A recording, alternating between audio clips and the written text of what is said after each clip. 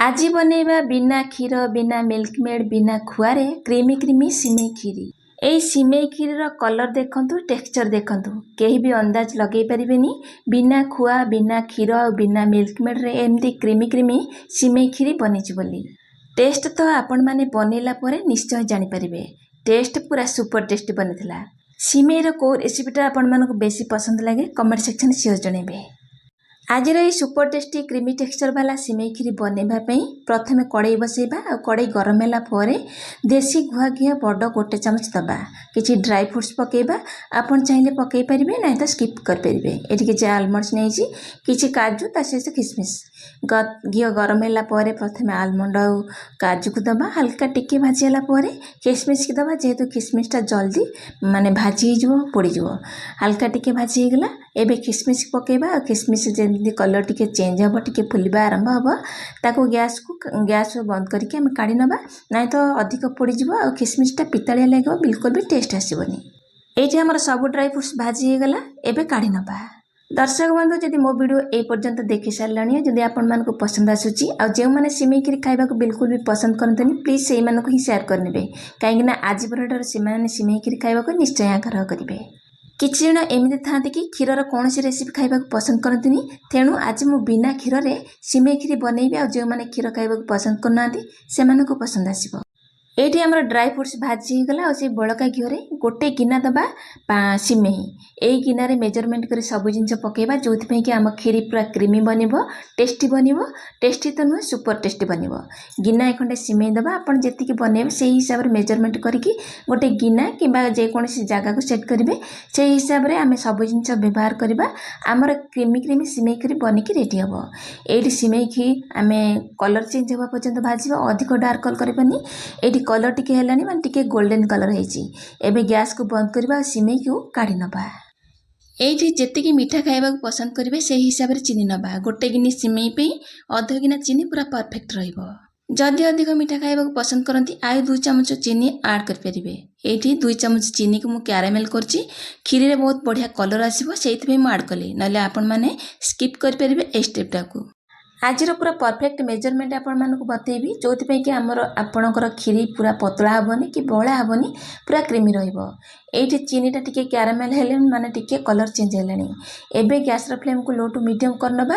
ଯେହେତୁ ଆମର ଚିନିଟାକୁ ଆମେ କ୍ୟାରାମେଲ୍ କରୁଛେ, ତାପରେ ଟିକେ ହାଇ ଫ୍ଲେମ୍ କରିଦେଲେ ଆମେ କଲର୍ଟାକୁ ବାଲାନ୍ସ କରିପାରିବାନି ବା ହ୍ୟାଣ୍ଡେଲ୍ କରିପାରିବାନି। ଏଇଠି ଟିକେ ଟିକେ କଲର୍ ଚେଞ୍ଜ ହେଲାଣି, ଅଧିକ ଡାର୍କ କଲର୍ କରିବାନି, ଯେଉଁଥିପାଇଁ କି ଆମର କ୍ଷୀରିଟା ପିତାଳିଆ ଲାଗିବ, ଟେଷ୍ଟ ବିଲକୁଲ ବି ଭଲ ଲାଗିବନି।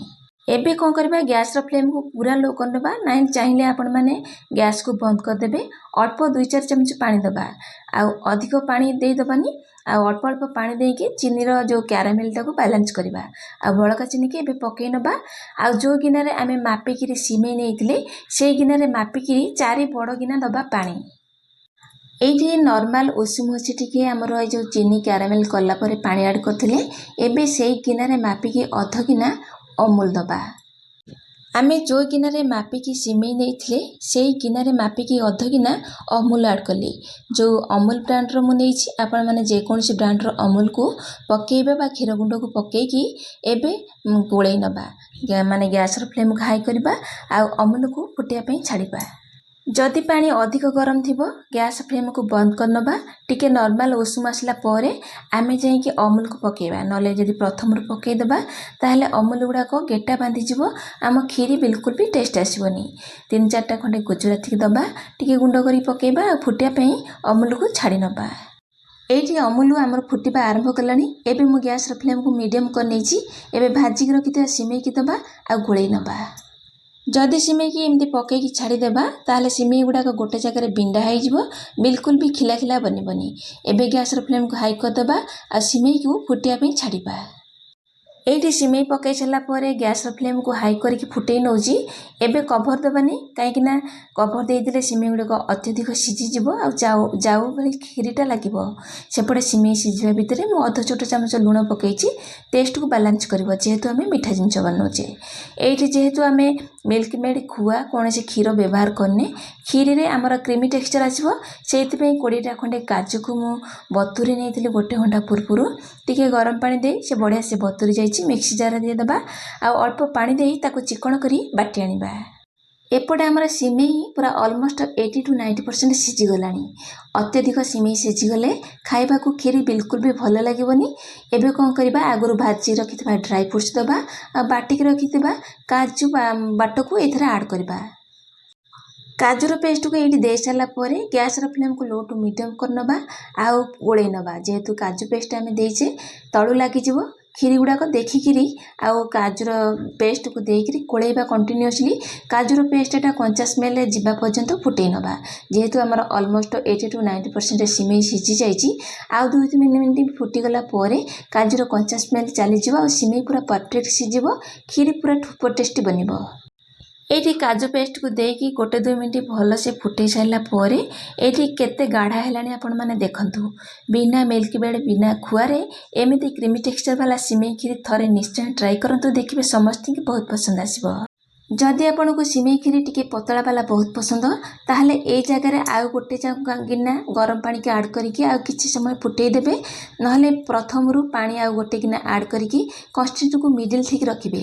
କାହିଁକିନା ସିମେଇ କ୍ଷୀରି ବସିଯିବ ମାନେ କିଛି ସମୟ ପରେ ଥଣ୍ଡା ହେଲେ ଆଉ ଟିକେ ବହଳିଆ ହେଇଯିବ, ପୁରା ସେଟ୍ ହେଇଯିବ, ଯେହେତୁ ଆମେ କାଜୁ ବଟାକୁ ଏଥିରେ ଆଡ଼୍ କରିଛେ। ଆଜିର এই ସୁପର ଟେଷ୍ଟି କ୍ରିମି ଟେକ୍ସଚର ବାଲା ସିମେଇ କ୍ଷୀରି ଆପଣମାନଙ୍କୁ କେମିତି ଲାଗିଲା କମେଣ୍ଟ ସେକ୍ସନରେ ଜୟ ଜଗନ୍ନାଥ ନିଶ୍ଚୟ ଲେଖିବେ। ରହିଲି, ନମସ୍କାର, ଜୟ ଜଗନ୍ନାଥ।